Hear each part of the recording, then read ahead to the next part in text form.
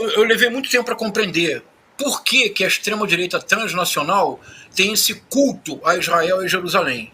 O que está por trás disso? É algo muito surpreendente. Veja, não se trata de um culto a Israel ou a Jerusalém.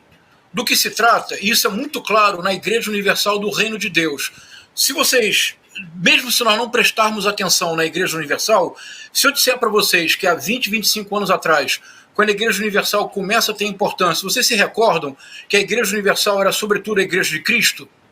Que Cristo era o que o tempo todo era evocado pela Igreja Universal?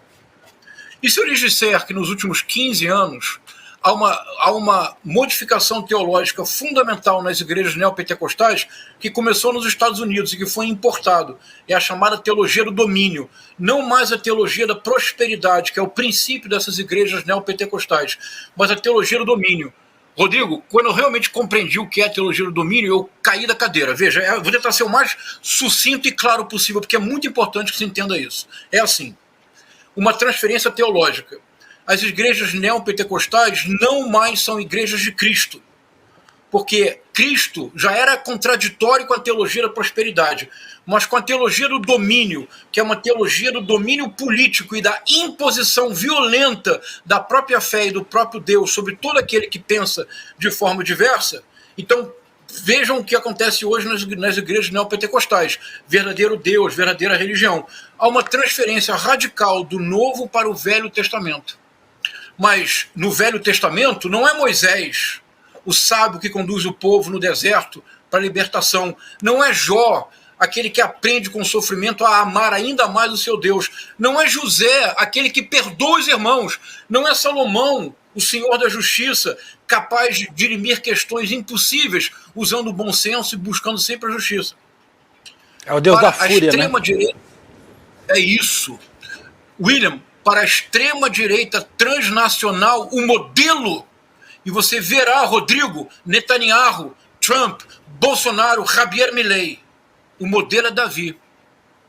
Mas não o Davi, aquele que derrota Golias, usando a astúcia e não a força. É o Davi, senhor de exército. É o Davi, senhor do império. É o Davi, aquele que uma vez, observando uma mulher no seu banho de purificação, por ela se encanta. A possui, a violenta, Betsabá, Batsheva, Betsabé, como se quiser pronunciar.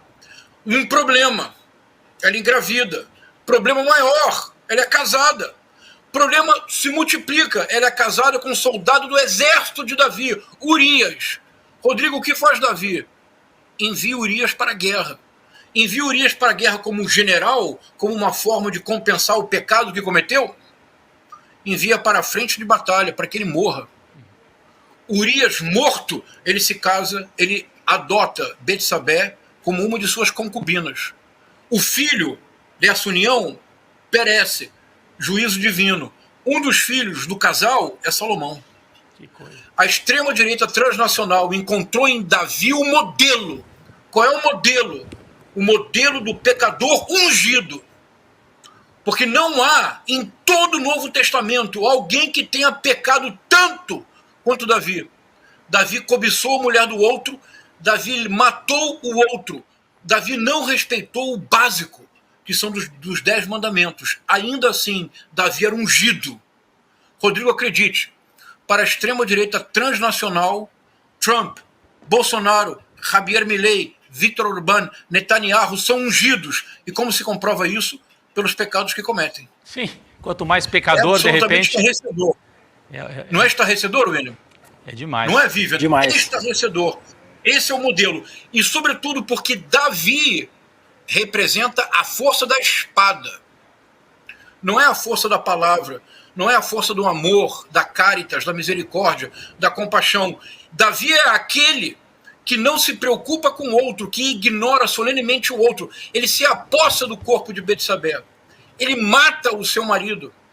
Ele a torna concubina. E ainda assim, ele se arrepende. E ao se arrepender, ele é ainda mais ungido. Então, a extrema-direita transnacional retorna a Israel, não o Israel dos profetas, não o Israel de Messias, não o Israel de Abraão, não o Israel do misericordioso José. com a famosa história do José, que é entregue pelos irmãos e que depois, tendo a chance de se vingar dos irmãos, perdoa todos os irmãos, numa espécie de imagem futura de Cristo. A extrema-direita se reúne a Jerusalém e a Israel, mas é preciso dizê-lo, sobretudo a Davi. Em alguma medida, o atual massacre, genocídio, e veja, genocídio mesmo. O Tribunal Internacional Penal de Haia tem um estatuto, que é o Estatuto de Roma. O artigo número 6 é o artigo que define genocídio. 5 práticas são definidas como genocídio. Todas estão em curso no atual massacre realizado contra os palestinos em Gaza. Então, isso me custou muito trabalho compreender. E eu acho que nós precisamos tentar tornar ao máximo essa questão uma questão do debate público. E por quê? Porque com esta concepção de política, a única possibilidade é a retórica do ódio, é a desumanização do outro, é a repetição de massacres, seja simbólicos, seja massacres físicos, como os que estamos assistindo agora. Não é uma questão simples, porque essa articulação da extrema-direita é transnacional. Por isso, Milei, Bolsonaro, Orbán, Trump, todos queriam, alguns fizeram, outros tentaram transferir a embaixada para Jerusalém, mas, sobretudo, todos seguem este modelo. O modelo não é o modelo da misericórdia, não é o modelo da compaixão, é o modelo do império das armas.